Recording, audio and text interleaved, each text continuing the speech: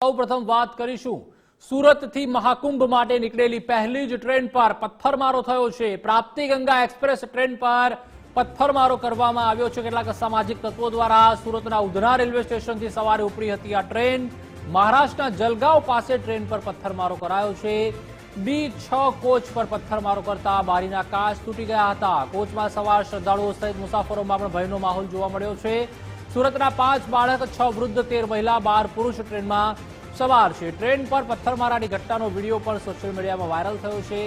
Railway અને police પ્રશાસન પાસે યાત્રાળુઓએ સુરક્ષાની માંગ કરી છે। યાત્રાળુઓએ રેલવેના હેલ્પલાઇન નંબર પર પણ ઘટના અંગે જાણ કરી હતી। અન્ય ટ્રેનોની સુરક્ષા વધારવા પણ શ્રદ્ધાળુઓએ તંત્રને રજૂઆત કરી છે। गांव से गाड़ी छूटी कम से कम 3 किलोमीटर आगे कोई असामाजिक तत्वों द्वारा पत्थर फेंका गया। हम रेलवे मिनिस्टर से नम्र विनती करते हैं हमारे लोग की सुरक्षा प्रदान किया जाए और मुख्यमंत्री प्रधानमंत्री जी से निवेदन है कि आज पहली यात्रा गंगा ताप्ती ट्रेन में और पहला महाकुंभ जो मकर संक्रांति के दिन लगता है, हम लोग वहां के लिए आज हमारे गुजराती भाई सब, हम तो यूपी से विलीन करते हैं लेकिन ये सभी लोग के साथ हम भी जा रहे हैं जो कि आज हम लोग पत्थर के शिकार हुए हैं।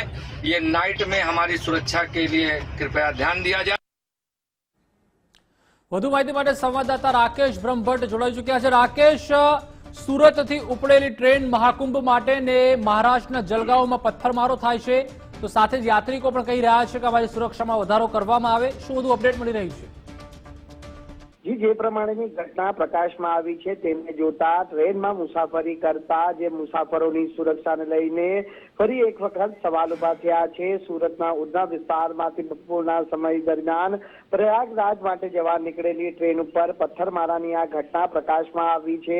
सूरतथी प्रयागराज जती ताप्ती गंगा एक्सप्रेस ट्रेन पर आ पत्थरमारो करवामां આવ્યો હોવાની જાણકારી મુસાફરો દ્વારા જ આપવામાં આવી છે। સુરતના ઉધના રેલવે સ્ટેશનથી આ ટ્રેન છે તે ઉપડી હતી અને સુરતથી ટ્રેન ઉપડ્યા બાદ મહારાષ્ટ્રના જલગાંવ પાસે પહોંચતાની સાથે જ એકાએક ટ્રેન પર આ પથ્થરમારો કરાયો હતો।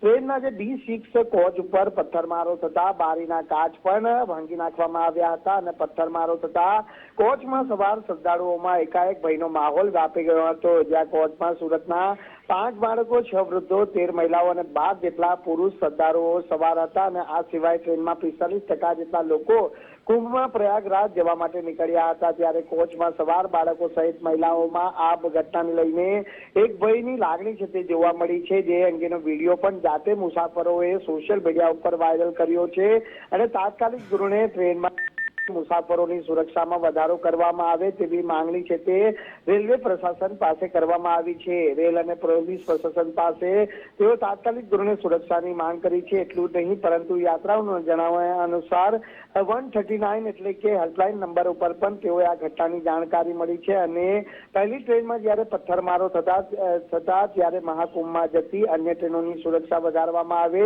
તેવી પણ સોશિયલ મીડિયા થકી શ્રદ્ધાળુઓએ આ રજૂઆત કરી છે। જોકે હવે જોવાનું એ રહે છે કે પ્રયાગરાજની જ્યારે પ્રથમ ટ્રેન સુરતના ઉધના રેલવે સ્ટેશન ખાતેથી નીકળી છે અને જ્યારે પ્રયાગરાજ પહોંચે તે પહેલા જ મહારાષ્ટ્રના જલગાંવ ખાતે આ બનેલી ઘટનાને લઈને રેલવે પ્રશાસન કેટલા કડક જે છે તે હવે કાર્યવાહી કરે છે તેના પર પણ સમગ્ર દારોમદાર નિર્ભર કરે છે। કારણ કે સુરતથી પણ પ્રયાગરાજ જવાવાળા જે શ્રદ્ધાળુઓની સંખ્યા છે તે સૌથી વધુ છે। કારણ કે જે પરપ્રાંતીય સમાજના લોકો પણ આ પ્રયાગરાજમાં જે કુંભ મેળો યોજાવા જઈ રહ્યો છે તેમાં ભાગ લેવા જઈ રહ્યા છે અને તેને લઈને લોકોની ચિંતામાં હવે વધારો થયો છે।